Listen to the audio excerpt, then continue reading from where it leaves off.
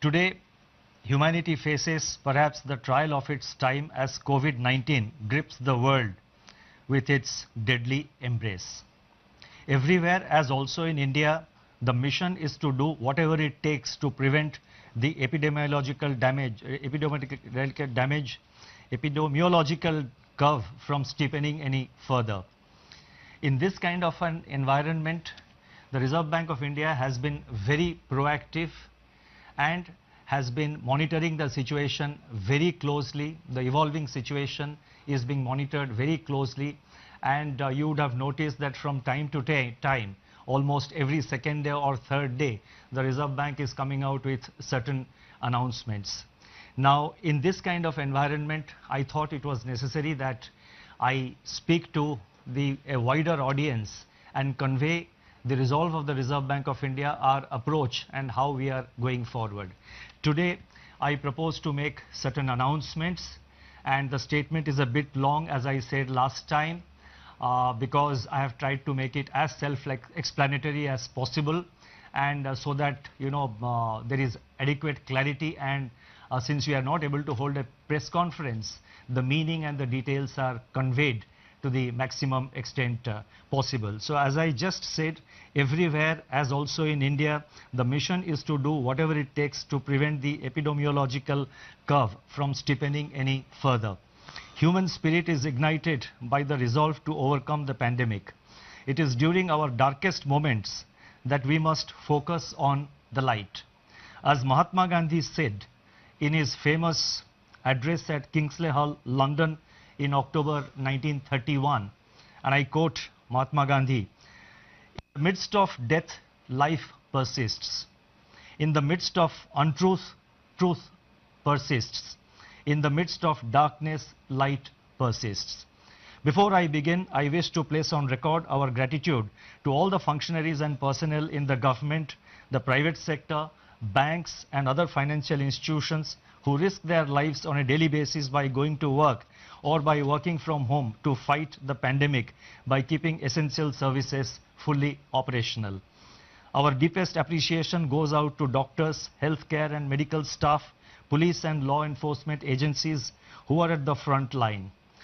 In the RBI, I would like to specially commend and thank our team of 150 officers, staff and service providers who are in quarantine away from their families and are at work 24/7 to keep essential services such as currency in circulation, retail and wholesale payments and settlement systems, reserve management, financial markets, liquidity management, financial regulation and supervision, and a host of other services available so that the nation may survive COVID-19. Banks and financial institutions have risen to the occasion and have ensured normal functioning. Their efforts are praiseworthy. I would like to thank my colleagues in the Reserve Bank of India who set aside personal health concerns and joined me in fashioning the array of measures taken by the RBI in the context of COVID-19. I also thank our teams for their intellectual support, analytical work and logistical arrangements. I would first like to highlight or give our assessment of the current economic situation. Since March 27, 2020, when I spoke to you last, the macroeconomic and financial landscape has deteriorated precipitously in some areas, but light still shines through bravely in some others. On April 14, the IMF released its global growth projections, revealing that in 2020, global economy is expected to plunge into the worst recession since the Great Depression, far worse than what had happened during the global financial crisis. The IMF's economic counselor has named it the Great Lockdown, estimating the cumulative loss to global GDP over 2020 and 21 at around $9 trillion, which is greater than the economies of Japan and Germany combined. Within this downturn, the projections are replete with even sharper declines in output in various countries. India is among the handful of countries that is projected to cling on somewhat tenuously to positive growth at 1.9%. In fact, this is the highest growth rate among the G20 economies as estimated by the IMF. The World Trade Organization sees world merchandise trade contracting by as much as 13 to 32%. I repeat, 13 to 32% in 2020. Global financial markets remain volatile and emerging market economies are grappling with capital flows and volatile exchange rates. Crude oil prices remain in a state of flux despite the agreement on production cuts by OPEC plus countries. For 2021, the IMF projects sizable V-shaped recoveries, close to 9 percentage points for the global GDP. India is expected to post a sharp turnaround and resume its pre-COVID, pre-slowdown trajectory by growing at 7.4% in 2021-22. Turning to the status of banking operations since the nationwide lockdown was imposed by the Government of India, the RBI has taken a number of steps to ensure normal business functioning by the entire banking sector. As a result, payment infrastructure is running seamlessly. Banks have been required to put in place business continuity plans to operate from their disaster recovery sites and or to identify alternate locations for critical operations so that there is no disruption in customer services. Our data show that there was no downtime of internet or mobile banking. On an average, ATM operations stood at 91% of the full capacity. The average availability of business correspondents is over 80%. Regional offices of RBI have supplied fresh currency of rupees 1,20,000 crores from March 1 till April 14th to currency chests across the country to meet increased demand for currency in the wake of COVID-19 pandemic. Banks have indeed risen to the occasion by refilling the ATMs regularly despite several logistical challenges. In my statement of March 27, I had indicated that together with the measures announced on March 27, the RBI's liquidity injection was about 3.2% of GDP since February 2020 MPC meeting. And as you would recall, the February MPC meeting, the announcements were made, if I recall correctly, on 6th of February. So from 6th February 2020 till March 27th, including the announcement made on March 27th, RBI had injected liquidity of an amount equivalent to 3.2% of our GDP. Since then, that is since March 27th, surplus liquidity in the banking system has increased sharply in the wake of sustained government spending. Systemic liquidity surplus as reflected in net absorptions. I am talking about net absorptions, that is the difference between the taking into account both the reverse repo and the repo. So therefore, the systemic liquidity surplus as reflected in net absorptions under the LAF averaged at about rupees 4.36 lakh crore during the period March 27th to April 14, 2020.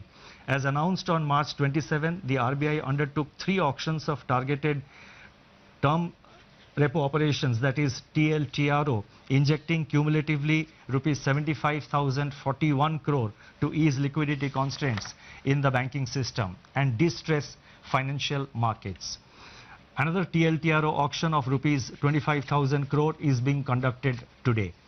In response to these auctions, financial conditions, now this is very important, in response to these conditions, financial conditions have eased. I correct myself, in response to these auctions, financial conditions have eased considerably as reflected in the spreads on money and bond market instruments. Moreover, activity in the corporate bond market has picked up appreciably with several corporates making new issuances. There are also some indications that redemption pressures faced by the mutual funds have also somewhat moderated. Against this background, and as I mentioned that we have been constantly monitoring the situation after considerable internal deliberation and after monitoring the evolving situation, and in our effort to see that the financial system is fully functional, the markets are fully functional, we have in RBI decided to announce certain additional measures, and I would now like to elaborate upon them. Against this backdrop, and based on our continuing assessment of the macroeconomic situation and financial market conditions, we propose to take further measures with the following objectives. 1. To maintain adequate liquidity in the system and its constituents in the face of COVID-19 related dislocations. 2.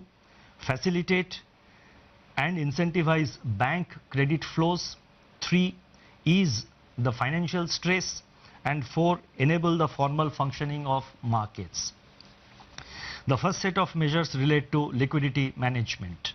The RBI has moved in a calibrated fashion to ensure conducive financial conditions and normalcy in the functioning of financial markets and institutions. The initial efforts to provide adequate system-level liquidity are reflected in sizable net absorptions under the reverse repo operations. With this achieved, the RBI has undertaken measures to target liquidity provision to sectors and entities which are experiencing liquidity constraints and or hindrances to market access. That is, they have a difficulty in accessing the market, and they have difficulty of having adequate liquidity with them. LTROs, that is long-term repo operations, which we have undertaken. So these were meant to ensure adequate liquidity at longer end of the curve, longer end of the yield curve. Exemptions from the cash reserve ratio for equivalent incremental credit disbursed by banks as loans in certain select areas and targeted LTROs or TLTROs fall in this category. In this category or in this class and sector specific measures. It is observed that deployment of TLTRO funds so far has largely been to bonds issued by public sector entities and large corporates, especially in primary issuances. The disruptions caused by COVID-19 have, however, more severely impacted small and mid-sized corporates, including NBFCs and MFIs, in terms of their access to liquidity. So we have therefore decided to undertake what we call TLTRO operations 2, that is TLTRO 2.0. Accordingly, it has been decided to conduct targeted long-term repo operations TLTRO 2.0 for an aggregate amount of rupees 50,000 crore to begin with. Please mark my words, rupees 50,000 crore to begin with in tranches of appropriate sizes. Based on our assessment of the evolving situation and based on the pattern of utilization of this 50,000 crore by the market and in the market, it is always open for RBI to step up this amount beyond 50,000 crores as per requirement or as may be necessary to see that various segments of the market, various segments of the MFIs, the NBFCs and other institutions, in terms of liquidity, they remain well lubricated. The funds availed by the banks under TLTRO 2.0 should be invested in investment grade bonds, commercial paper and non-convertible debentures of NBFCs, with at least 50% of the total amount availed going to small and mid-sized NBFCs and MFIs.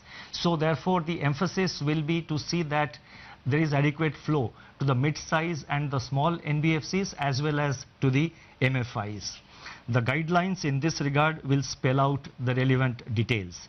These investments have to be made within 1 month of the availment of liquidity from RBI, as in the case of the earlier TLTRO auctions which have been conducted so far. Investments made by banks under this facility will be classified as held to maturity HTM even in excess of 25% of total investment permitted to be included in HTM portfolio. Exposures under this facility are also not to be reckoned under the large exposure framework. And the notification for TLTRO 2.0 auction will be issued today. The next announcement relates to refinancing facilities for all India financial institutions like NABARD, SIDBI and the National Housing Bank.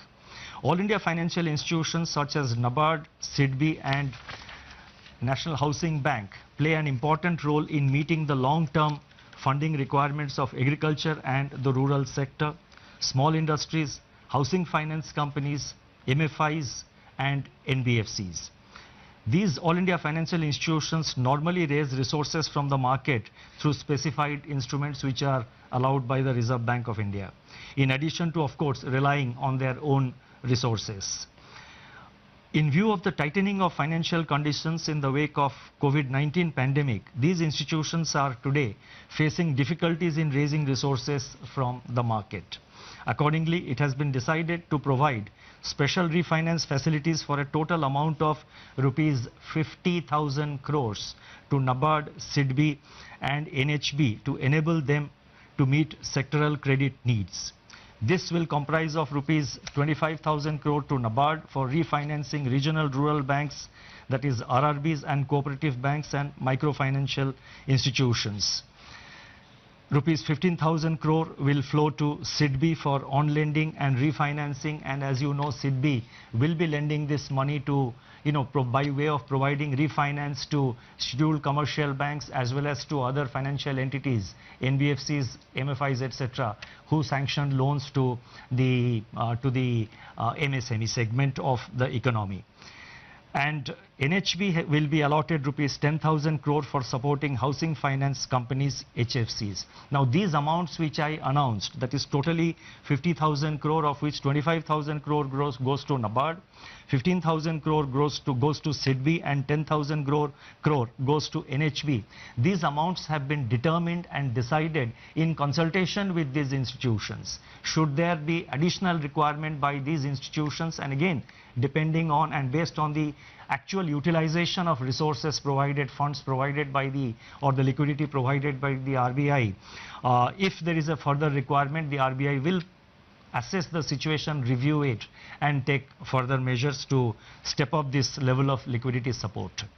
Advances under this facility will be charged at RBI's policy repo rate at the time of availment. So these institutions get it today as per the repo rate, which is 4.4%.